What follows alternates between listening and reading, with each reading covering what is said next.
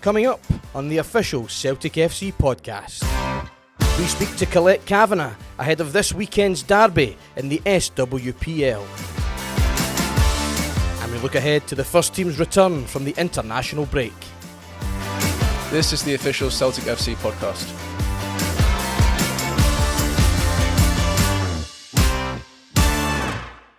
Hello and welcome to this episode of the official Celtic FC podcast. I am going to be your host today. My name is Matthew Campbell and I'm delighted to have joining me my good friend and colleague, Celtic TV's own Daylin Docherty. Daylin, brilliant to have you here. How are you?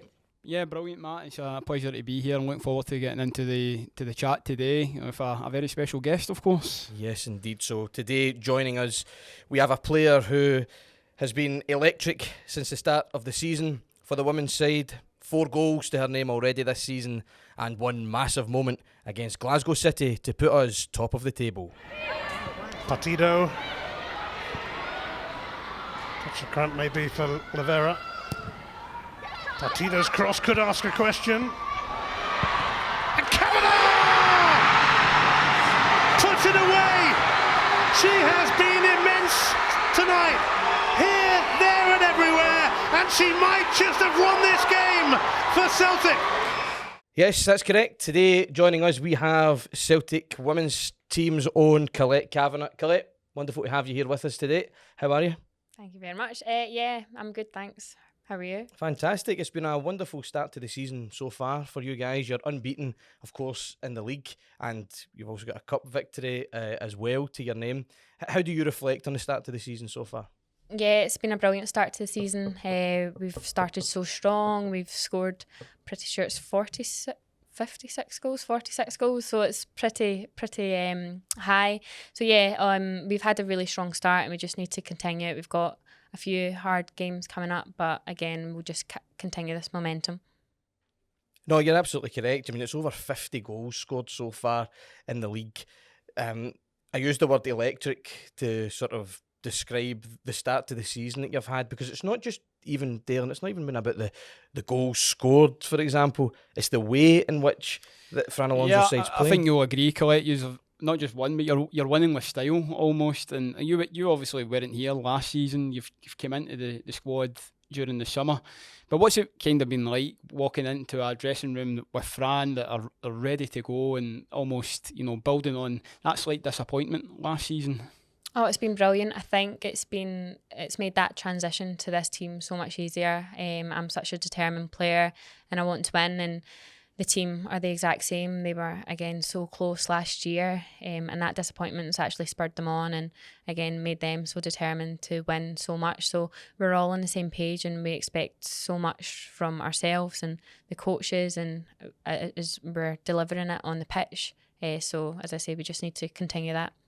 Fran's quite a passionate manager, to say the least, isn't he? Yeah, he's probably the most passionate coach I've ever had, and a few people probably don't like that, but I love it. I think it rubs off on the players, and you can see that with the goals that we're scoring. We're absolutely buzzing to score, and again, that winner against Glasgow City, everyone was so passionate, the coaches, the players, all the fans. Yeah, it was a special moment. Well, since you've touched on it, let's talk a little bit about it then, because going into that game against Glasgow City, everyone was aware of I guess the pressure going into that match, and that a win would take us top of the table. It took us a while sort of to get the breakthrough in that game. It was sort of well into the second half that we got a penalty and went 1-0 up. Then there was a late equaliser, it was a deflection off of Kelly Clark, and it found the back of the net. But then, of course, in the dying minutes of the game, the ball falls to yourself, and it's a wonderful finish, a chest, and then volley into the bottom corner. What was that moment like? When you seen the ball sort of coming towards you, did you just think, I've got to find the target here? Yeah, just control it and swing my right foot. Obviously, it's not my strongest foot, but as soon as I hit it, I just knew it was a good connection, and I seen it bounce, and then the second bounce, it went in the back of the net. So yeah, it was a special moment, and I think both teams started quite strong in that game, and we both knew, like us and City knew how much the game meant. So it probably wasn't a like a tidy game. It was very scrappy, and both teams knew what we had to lose. But again, like Chloe Craig got the penalty, and that settled the nerves. But City went one man down, and they actually played slightly better without this man. But again, we knew we were going to win. We just had that mindset, and we were just doing waves of attack. So yeah, we deserved it, and it'll be a tight game when we play them again in the cup. But we've done it before, so we may as well do it again. I felt for you in that game, because watching it back, I felt like every time you got the ball, pretty much you were getting fouled. You took a bit of a kick in that night. So that must have also been on a personal level a good moment, getting that goal, getting that winner, because they had tried to sort of put you out of the game for large parts of it, I thought. They probably did try to stop me physically, but I'll just get back up and keep going. I need to watch my yellow cards this year. I'm already on 3. But yeah, it's a physical game, and I enjoy it being very physical. I think that result over Glasgow City, it's such a big result earlier in the season. You look at the big win against Brondby, that was a massive moment for the team to get their first European win. How have you recovered almost from the disappointment of a few days later, Vålerenga, and how that game almost went beyond the death, penalty kicks, 11-10. It might have been hard to pick yourself back up, but it seems like you have.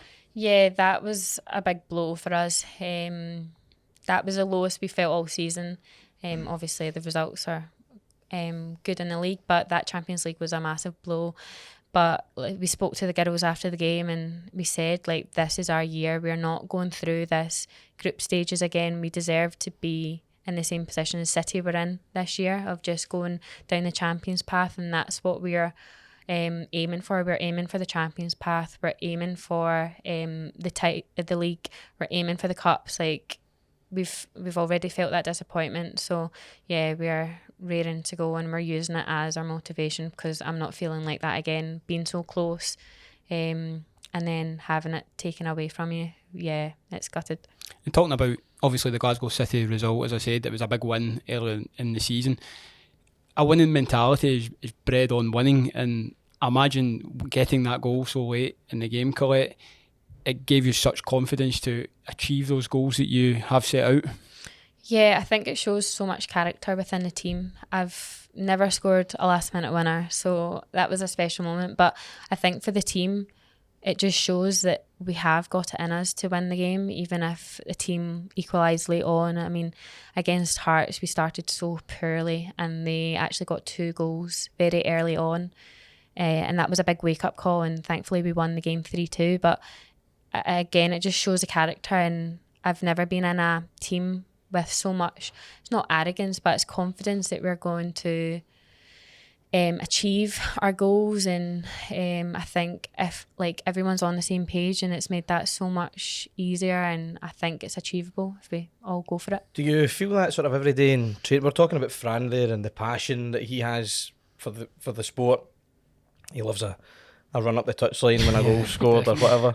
I'm just actually thinking, I don't know if his white jacket's made an appearance yet this season. No, I don't think that will make an appearance ever again. Has he retired? Has he retired? Wait, is this an exclusive? He's retired the white jacket? Has Fran Alonso retired the white blazer?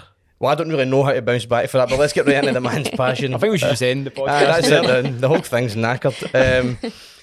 So yes, also, like, he's a passionate manager. Is he like that in training? You know, is this sort of self-belief that you're talking about, is that instilled on the training pitch, in the sessions? Does it come from the top? Yeah, it definitely comes from Fran, David and Michael. We talk a lot about reactions and being aggressive, and I think that helps us massively. I mean, that's my game to a T, being aggressive, and it's suited my style of play, and that's coming from within everyone. They're being aggressive, we're getting the results, and yeah, it's set from the coaches. And you've obviously, you know, it's a club that you know well. We've obviously touched on it before, but you're a product of the academy here at Celtic. This is your third spell at the club. You're making so many comebacks, making more comebacks than Fran Alonso's blazer at this point. It's a club you know well. Do you think that helps other players in the dressing room, the fact that you know what the the expectations of the club are, the size of the club? Yeah, I have got a lot of experience, but I've never had experience of that winning mentality. I've been at teams in the past where we were always underdogs, and last year I was at a better team, but I feel like this is the first time this year that I've had a different outlook on football in terms of being that professional, having that ambition to go and win things. I've never had that before, so yeah, it's different, but it's nothing new to me. Well, it is new, but it doesn't feel new. I feel like it's always been in me. It's just I've never been in the right environment to really bring it out. So would you feel coming back this time it's really unlocked something within you, Colette? Yeah, massively unlocked something that I've never had this before, and it's like I'm so eager to win, and I just really want to win for the team, for the history of the club. Yeah, it would mean so much, and yeah, it would be amazing. And before we move on to the game on Sunday, just simply, what would it mean to bring a league title to Celtic Park for the women's team? It would mean so much. I mean, the fans, we have such amazing fans at the club already, and I think we owe it to them. We owe it for the club. They've put in so much effort, so much time, like more money than before, and I feel like now's the time to really give them the rewards for the club, for the girls who've been here for years. Kelly Clark, Chloe Craig, Chloe Logan, they've been here for years and they've not seen much. And the coaches, David's been here for ages as well, so it would be special for them, special for me, and special for the team, fans and the coaches. It means so much. Brilliant, and hopefully you can obviously go and achieve that. But we've got a massive game coming up this weekend, and it's against a team which, of course, you know Unfortunately. quite well. We didn't know if we would refer to it, but we're going to do it. We might as well, absolutely. So is this we're playing, just to set the scene, of course, we're playing against Rangers this Sunday. It's a 12 o'clock kick-off at the Excelsior Stadium. I was having a little look earlier, actually. Tickets are still available. Yep. They're online sales only.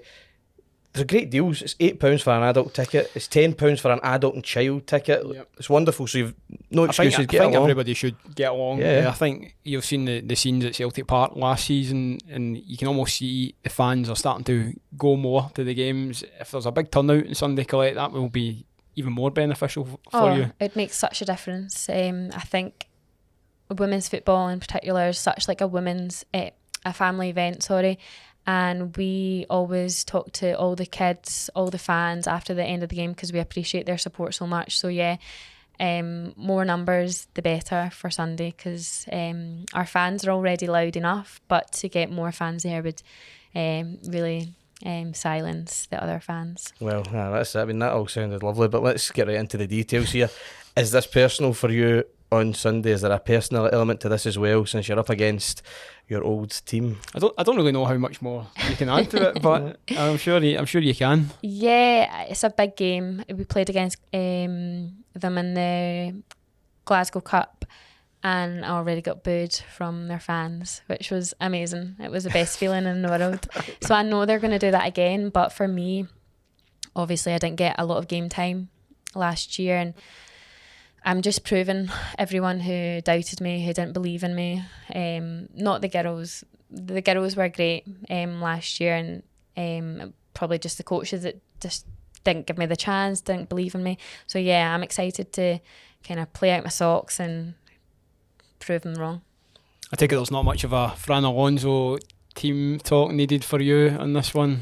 No. I mean, Fran's talks are very passionate and they'll get you riled up for the game, but for me, yeah, I'm ready to go. And how big would 3 points be as a marker? It would be Glasgow City and Rangers. It's safe to say they are the closest competitors when it comes to the league title. Would this be a massive marker? It would set such a big message to the league and to the fans that this is our year, but it is so early on in the league, the year especially. So yeah, ideally 3 points would be amazing. We know it's going to be tough. They've found their rhythm, but again, we can stop that, and we've got ways to stop that. So 3 points, and yeah, we'll be delighted with that. Well, here's hoping that's exactly what happens. As we mentioned earlier, that game is at the Excelsior Stadium in Airdrie on Sunday. It's a 12 o'clock kick-off. It's also live on the TV. If you want to get along to that game and show the girls the support, then it's £8 for an adult ticket, £10 for an adult and child ticket. Get along, show your support. Colette, thank you very much for joining us on the official Celtic FC podcast. Wonderful to hear from Colette Cavanagh with us on the podcast. Yeah, she spoke brilliantly there. I think you can almost get the motivation from her that the girls are very focused to go and win this game on Sunday. Of course, it's not just a game for the women's team on Sunday. It's a bit of a super Sunday for Celtic. It's a double header, and preempting or should I say after the game at the Excelsior Stadium, the men's team make their return after the international break. That's correct. We're going up to Tynecastle. It always feels like a difficult place to go, Tynecastle. We're going to touch on the stats a little bit in a couple of minutes. In actual fact, the stats would tell you that it's actually not been too difficult for us over the last decade, but I think Tynecastle just holds that sort of fear because of the big atmosphere, the tight pitch, and you know that it's going to end up being a bit of a physical battle. Yeah, I mean, Tynecastle, as you say, it's there with Pataudry, Easter Road, Ibrox. I think there's obviously a bit of needle in the game between the two sets of supporters as well. The slopes of Gorgie, as they call it.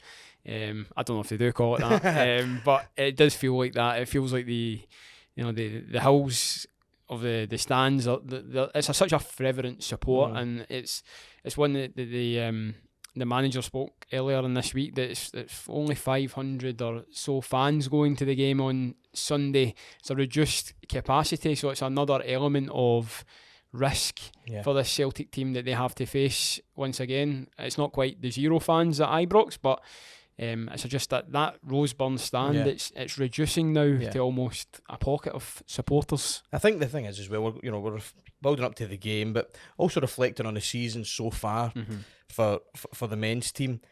We've faced adversity domestically already. Like you mentioned, zero fans at Ibrox. We get the Gorgie gets a goal. We get the 3 points, which was a huge victory, massive win. Yeah. Then you've got Fir Park, where it looked like we had won it. Then we looked like we had, succumbed to a draw. But then in the very last seconds of the match, we get the win, and of course it sparks wild scenes. But again, to me, that was a real showcase of the character of this side. Yeah, I mean, it's so characteristic of this Celtic side throughout their history is those last minute winners. But I feel since the manager came back in, that win at Ibrox, we've really kicked on since then. I know you're going to lead us down the road of some stats, especially with Hearts focus, but 5 wins on the bounce in the league since the draw against St Johnstone. They've really kicked on. They're scoring goals, only 2 goals conceded as well. So you look at that almost defensive crisis with injury we've had. We've only conceded 2 goals in the league since the League Cup loss against Kilmarnock. So it shows there's not only just a willingness to score goals, but there's defensive solidity in the Celtic team as well. Well, we're just talking about that sort of the defensive performances.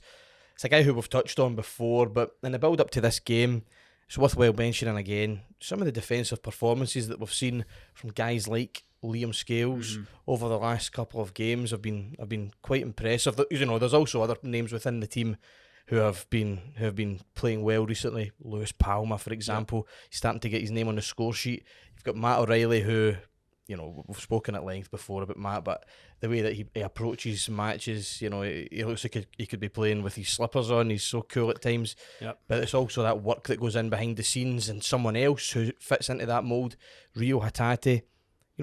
These are young players, everyone who we've mentioned there, but these are the players who have that mentality, that never say die mentality that we've just been speaking about, and these are the guys that are going to be important in big games like we've got on Sunday. Yep, and you're going to need these guys. As you said, it has been a bit of a better ground for us to go and win games than on the face of it. I think the risk that comes from Tynecastle is there's been some kind of memorable losses there. I think you look back at 2017 when we lost the invincible record there under Brendan Rodgers. We lost 4-0. And then, we lost Ange Postecoglou's first game at Tynecastle. So I think there's just ones that stick in the head of supporters, but we've actually got a very, very good record there, which I'm sure you'll go into. Well, let's get into it right now then, because you've teed it up beautifully there, Daylin. So you're quite right in terms of mentioning some of the losses there. I was having a little look here. There's been a few firsts in terms of our visits to Tynecastle, but why don't we rewind all the way back to February 1890, which was our first visit to Tynecastle. Now, it was a friendly match against Hearts, and it was a sort of East versus West type encounter. It was a double-legged affair. We had actually played Hearts at Celtic Park prior to this visit to Tynecastle. Now, it wouldn't have been the Celtic Park that we all know just now. It would have been Celtic Park 1, if you want to call it that, and we defeated Hearts 7-0 here in Glasgow. But when we went up the road to Tynecastle in front of 7,000 fans, we lost 1-0 on our first ever visit to the stadium. So there you are, a nice little bit of history to get us kicked off with. It's a good bit of history. I think that just shows you like the element that Hearts can pose that risk, even as back then. We've had a few 7-0s against them in recent histories. I know, going back to the Scottish Cup game, Mikael Lustig scores that fantastic goal at Tynecastle. Been great memories along the way. I spoke to, and we'll hear from the manager pretty soon, but spoke to the manager, and despite that loss, that 4-0 loss, there's actually been pretty good memories for him at Tynecastle. I think you'll remember Scott Sinclair came off the bench on his debut, signed the morning, scored the winner, and then of course the league title win, Scott Sinclair again, a hat-trick as Celtic won 5-0 at Hearts to win their first league title for Brendan Rodgers. It's been a bit of a happy hunting ground for us, to be quite honest, because over the last 10 seasons, so since the 2013-14 season, and this is us, we're just dealing with league results here, we're not talking about cup results, but since the 2013-14 season, we've travelled up to Tynecastle in the league 14 times. We've won 10 of those matches, we've lost only 3 of those matches, and we've drawn 1 of those games. We've scored 31 goals and we've conceded 18 goals. So the numbers are all in our favour leading up to this. I would fancy Celtic to continue that on Sunday. I will be on commentary for Celtic TV touch on that just now, against for Hearts with Simon Donnelly, and with commentary you have to look at what the team are doing in the league. And the biggest threat, if I had to ask you about Hearts, is you would probably say Lawrence Shankland. I don't want to give him any motivation here, but he's not quite hitting the heights that he did last season. 28 goals I think he scored last season. He's not really scored since the opening league game of the season. Got a few goals in Europe, of course, but they're not scoring a lot of goals, Hearts. I know they've had a bit of a managerial situation. We've got Stephen Naismith as the head coach, and he will go up against Brendan Rodgers for the very first time as a manager. So for me, you never know with these games coming off an international break. Hopefully we're injury free and Celtic will fire in all cylinders and get the 3 points on Sunday. Well, it's interesting that you're talking there. You're touching about the fact that you're on the comms on Sunday, and am I right in saying this will be your first team game? Yes, for Celtic. Yes, I've done a few of the women's games. We spoke to Colette Cavanagh earlier, commentated on the Vålerenga Mammoth game as it was. So yeah, looking forward to it. Looking forward to the game on Sunday, and hopefully Celtic will mark that debut for the first team with a win. We'll spend just a wee minute or two here, just because I think it's an interesting point. It's maybe a part of football that people don't know an awful lot about. Talk us through briefly the amount of preparation that goes in to doing a live commentary. Listen, there'll be commentators out there that probably do more than me or less than me. It just depends. For me, it's almost like I've now taken up the handwritten exercise. I feel it retains information better. So you have to look through every player, appearances, stats, previous meetings. There's a lot of work in there. Records, as you've pointed out. What is the story? You've always got to look at the narrative as well. What's the story going into the game? I actually seen a stat when I was doing it in regards to the Naismith versus Brendan Rodgers element, because it's the first meeting. when Stephen Naismith went to Everton, his first Merseyside derby was against Brendan Rodgers' Liverpool, and he scored in the game, in a game that was famed for Luis Suarez taking the dive in front of David Moyes. Oh yeah. So that's where the paths kind of cross over so time. A bit of history there. So it's having to look through that. You've got to look at the league standings, goal scorers and as well who's got the most goals in the fixture. Even in the all-time, Henrik Larsson is clear 20 goals in the fixture. Wow. Gary Hooper's in the next one with 12. Remember he got those 5 goals against Hearts in the trophy day here. So it's quite fascinating. There's lots of pages of and highlighter marks as well. And you've got to wait till the team comes out as well for really to nail down your stats. Brilliant. Well, listen, I hope it goes very well. I'm sure it will go wonderfully well, and it's good to know that our man behind the mic is not only well prepared but backing Celtic for a win. I'm sure another man who will be as confident as you are going into the game will be the manager, Brendan Rodgers. You caught up with him just during the week, so let's hear from the manager now.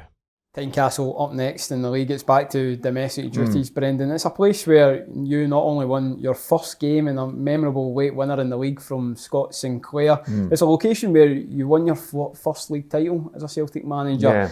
So I imagine that it is a place that can bring back some good memories. Yeah. It's always a difficult place to go, Tynecastle. However, we'll relish the game. It should be a great atmosphere. Sadly, again, I don't think there's so many tickets for our supporters, so we'll have to go there with not our same support. However, but we've shown already this season that we can go into venues that are tough venues and get the results that we need. So we want to go there and perform well. Fingers crossed we get all the players back from international duty healthy and fine, and then we'll throughout the week do our preparation and look forward to that game on Sunday.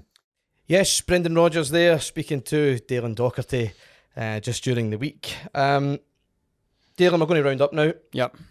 We've got a massive weekend coming up, massive weekend of fixtures for the men and the women's teams. Sunday's, like you describe it, as a super Sunday. Oh yeah, of course. It could be a wonderful day for the club because 2 victories they'll be hard to come by, there's no doubt about that, but 2 victories would be a wonderful way to go this weekend. I think for the men's team it keeps the ball rolling. We continue on this run that we're currently on, moving into the Atletico Madrid next week. A win at Tynecastle would be a good appetizer for what might come here on Wednesday night. And for the women's team, you heard Colette Cavanagh speak earlier. It would be a massive moment for them. They'll have cleared Glasgow City and Rangers in the first round of fixtures, and a win would really put them where they need to be for what they want to achieve, which is ultimately the league title. Yeah. Well, let's before we sign off then, why don't we have a wee score prediction for both of the games on Sunday? I'll go for the women's game, Celtic Rangers. I'm going to go for a 3-2 to Celtic. I think it'll be a classic. I think actually it'll be 2-0. I think Amy Gallagher will probably get in amongst the goals as she has this season, and that will be a good statement win for Fran and the team. Brilliant. Well, I think talking of statement wins, I get a feeling that we'll come back from this international break, the men's side absolutely firing, and I think that you on Sunday will be commentating on a 4-1 victory for Celtic at Tynecastle. Well, I think we will probably see both teams score goals. I think it might be a 2-1 or a 3-1, but I'll probably go 2-1. I think it might be a bit closer, though, that Hearts are probably not scoring enough goals, but they probably have a goal in them. But I think it'll be a 2-1 win. You've got to look at the team will be drove on by a buoyant captain who's looking forward to his passport for Germany in the summer. Yes, absolutely. And Greg Taylor as well in the team, so they'll be looking to drive forward. And of course, congratulations to Liam Scales, who made his international debut over the break as well. So if he's involved, I'm sure he'll be in fine form also. Absolutely. Hopefully a team full of confidence come Sunday. Daylin, we are going to wrap up. Thank you very much. Not a problem. For joining us on the podcast today. We'll be back on Tuesday with our next episode as we build up towards the Atletico Madrid match, which is sure to be a massive match. Make sure you follow, download and subscribe wherever you get your podcasts. This has been the official Celtic FC podcast. Thank you very much, and hail hail.